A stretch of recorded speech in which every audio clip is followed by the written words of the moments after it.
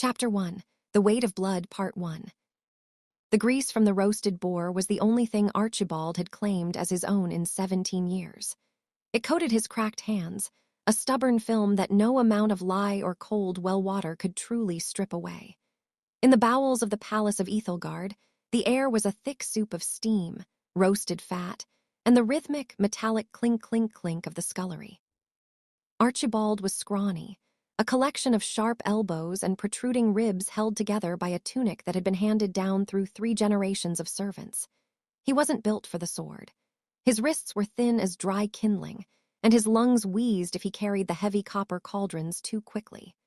But as he scrubbed, his eyes often strayed to the high, narrow windows that looked out toward the training grounds. There, he could see the grim ledger in action. When the knights sparred, he could see it, the faint, shimmering haze of red mist that clung to their shoulders. It was the mark of the slain. In Aethelgard, power wasn't just inherited, it was harvested. The more men a warrior killed, the denser their ledger became, granting them unnatural speed, skin as hard as boiled leather, and a presence that could make a commoner's heart stop from across a courtyard. "Don't look at him, Arch," muttered old Hob, the head cook, splashing a bucket of gray water into the trough. "Those boys are born with steel in their hands. You were born with a rag. Stick to the rag, or you'll end up in someone else's ledger before the moon sets." Archibald didn't look away. "The king has a count of 4,000, doesn't he?" 4,212, Hob whispered, his voice trembling with a mix of awe and terror. "A man like that doesn't walk, he bends the air around him. Now, scrub, the prince's feast won't clean itself." Archibald dipped a plate into the water. He didn't want to kill. The thought of a sword-piercing flesh made his stomach do a slow, nauseating roll. But he wanted the respect. He wanted to be the man who stood beside the throne, not the boy who scrubbed the floor beneath it. Specifically, he wanted to be seen by Princess Alara. She was the twin to the crown prince, Valerius. Where Valerius was a storm of gold and violence, Alara was a quiet flame. She was the only noble who didn't look through Archibald as if he were made of glass. Once, while he was cleaning the soot from her fireplace, she had offered him a sweetmeat. He had saved the wrapper for 3 months. A sudden, jarring boom shook the kitchen. It wasn't the sound of a falling pot. It was a deep, tectonic shudder that rattled the teeth in Archibald's skull. Dust rained from the ceiling, graying the freshly cleaned silver. "The hell was that?" Hob growled, reaching for a meat cleaver. The kitchens went silent. Then came the screaming. It started high in the upper spires, the sound of hundreds of voices cut short by the wet slap of steel. The heavy oak doors at the top of the servants' stairs burst open. A man tumbled down the steps, his throat opened so wide his head hung at an impossible angle. He hit the stone floor with a sickening thud. Archibald stared. Hovering over the dead man was a faint, dissipating wisp of red smoke, his life force, his count, being sucked toward the doorway. A figure stepped into the light of the kitchen fires. It was a knight of the royal guard, but his white cloak was stained a muddy, dark crimson. His eyes were wide, glowing with a frenzied, predatory light. Behind him stood Commander Null-Anchor, the High General of the Aethelgard armies. Null-Anchor was a mountain of a man, his ledger so dense it looked like he was draped in a cloak of literal blood. His count was in the thousands, and the sheer pressure of his presence made Archibald drop to his knees, his breath hitching. "The king is dead," Null-Anchor's voice boomed, calm and terrifyingly cold. "The era of the bloodline ends tonight. From now on, the throne belongs to the strongest, to the ledger." "General," Hob stammered, holding the cleaver with trembling hands. "What are you?" Null-Anchor didn't even look at him. He made a slight flick of his wrist, a shockwave of pure force, the condensed power of 4,000 kills ripped through the kitchen. The heavy stone prep table split in half.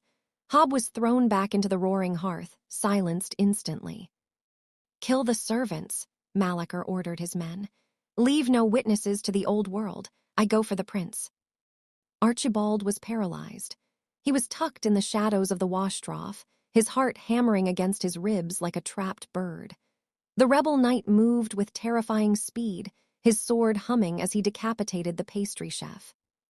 Archibald knew he had to move. If he stayed, he was a corpse. If he ran, he was a target. He scrambled backward, his hand slipping on the greasy floor. His fingers closed around a heavy cast-iron frying pan, the one used for the heavy steaks. It was thick with cold lard. The rebel knight turned, spotting Archibald. The knight grinned, his ledger flickering. To him, Archibald was a 0, a meaningless kill that wouldn't even add a spark to his count. A rat in the scullery, the knight sneered, raising his blade. Die quietly, boy. The knight lunged. Archibald didn't move because he was brave. He moved because he slipped. His heel hit a patch of spilled oil from a broken lamp. His legs went out from under him, and he fell backward with a pathetic yelp. The knight's sword whistled through the exact space where Archibald's neck had been a millisecond before. The momentum of the knight's heavy strike, combined with the lack of resistance, pulled him forward. At the same time, Archibald's arms flailed wildly as he tried to catch his balance. The heavy cast-iron pan swung in a desperate, unintentional arc. Clang! The bottom of the pan caught the knight squarely in the temple with the sound of a church bell. It was a 1-in-a-million shot. The knight's head snapped sideways, his helmet denting inward. He crumpled like a sack of grain, his sword clattering across the floor. Archibald sat on the floor, gasping, the pan still clutched in his white-knuckled grip. A tiny, singular wisp of red smoke, the knight's modest count of 52, floated toward Archibald. It touched his chest and vanished. Archibald felt a sudden, jabbing heat in his veins, a spark of stolen strength that made his vision sharpen. I just killed a knight, he thought, his head spinning, with a frying pan. But there was no time to celebrate. The screaming was getting louder, and the palace was beginning to burn. He had to find the prince. Not because he was a hero, but because the prince's chambers were the only place with a reinforced exit to the secret tunnels. Archibald scrambled to his feet, grabbed a kitchen knife to go with his pan, and ran toward the royal wing, dodging shadows and flames. He rounded the corner into the great hall and skidded to a halt. There, surrounded by 20 rebel soldiers, stood Prince Valerius. The prince was a vision of fury, his twin golden swords dancing, his own ledger, a count of nearly 300, glowing brightly. Beside him stood his siblings, Alara clutching a short staff and young Julian who looked paralyzed with fear. They were being pushed back toward a balcony. The soldiers were closing in. "Yield, Highness," one of the rebels shouted. "Malachor holds the crown." "I yield only to the grave," Valerius roared, but Archibald could see the prince was flagging. His movements were slowing. A soldier raised a crossbow, aiming right at the prince's unarmored side, while Valerius was busy parrying 2 others. Archibald didn't think. He saw a heavy decorative tapestry hanging from a loose iron rod directly above the crossbowman. Archibald threw his kitchen knife. He didn't aim for the man. He aimed for the rope holding the rod, a shot he would miss 999 times out of 1,000. The knife wobbled through the air, completely off target, but it struck a polished shield on the wall, ricocheted at a sharp angle, and sliced clean through the frayed hemp rope.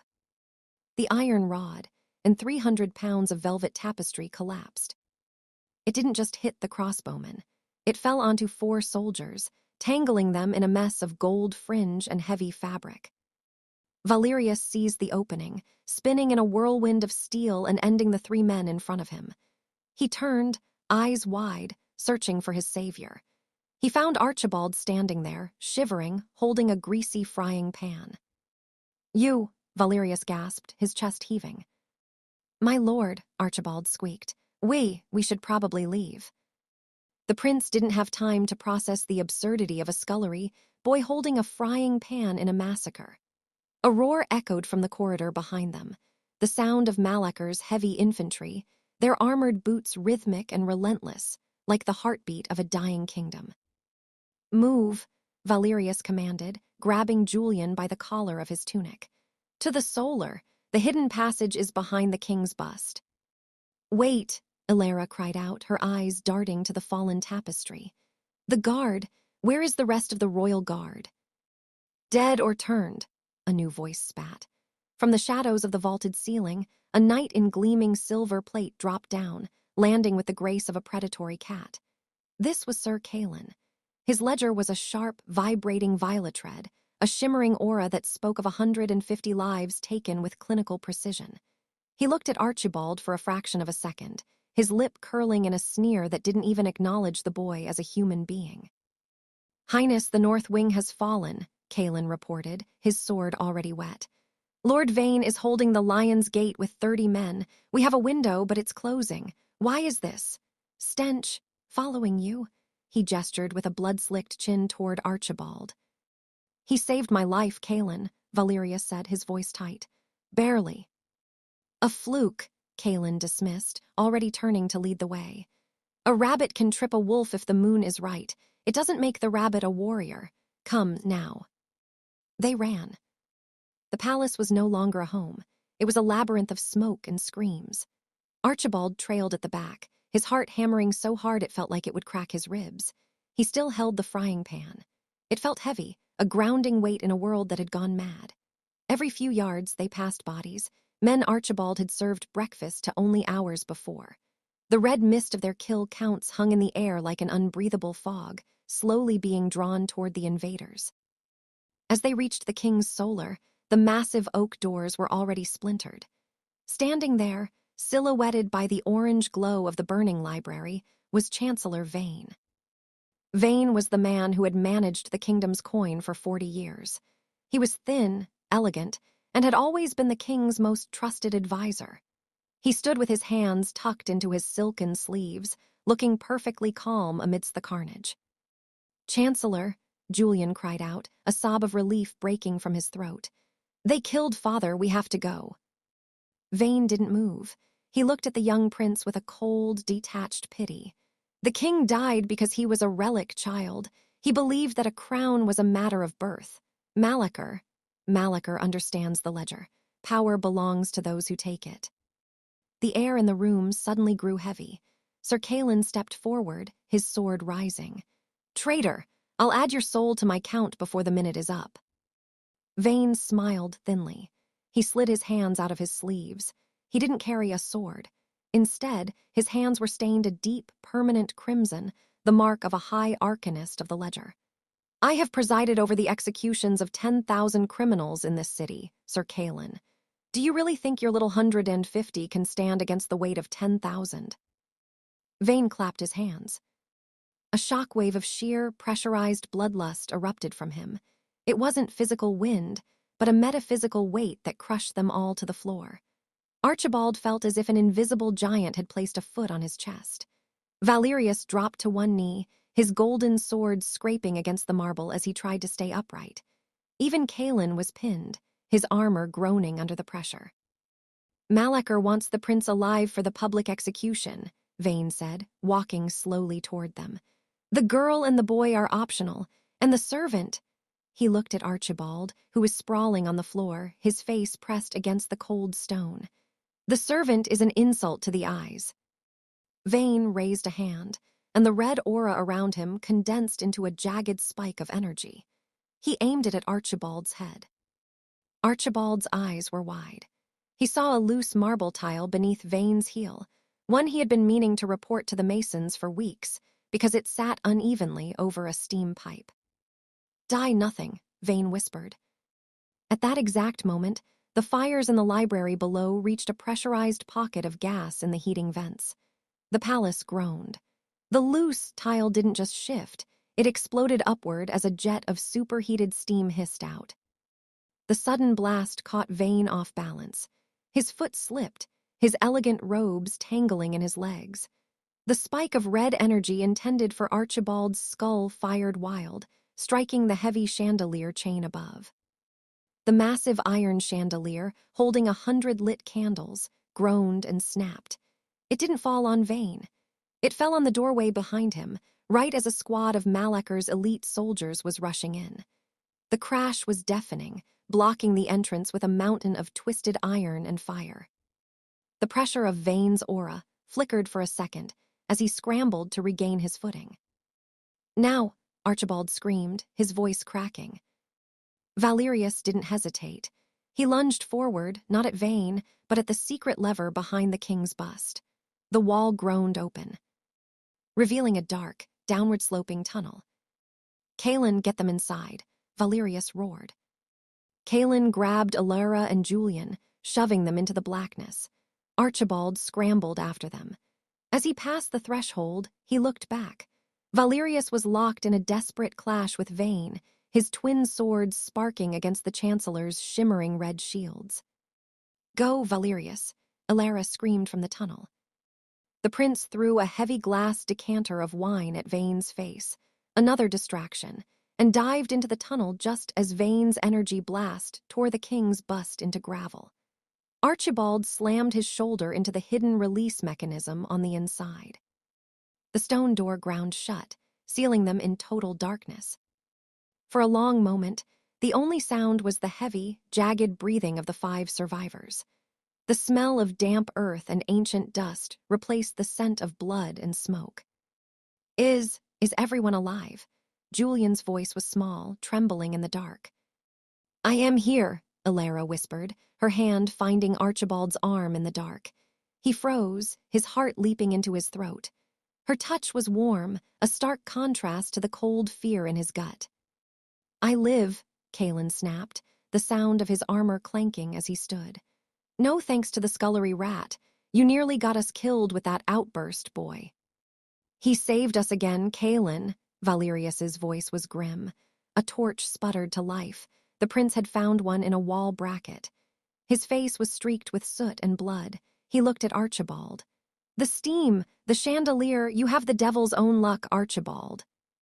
I just noticed the tile was loose, my lord," Archibald stammered, shrinking back from Kaelin's murderous glare.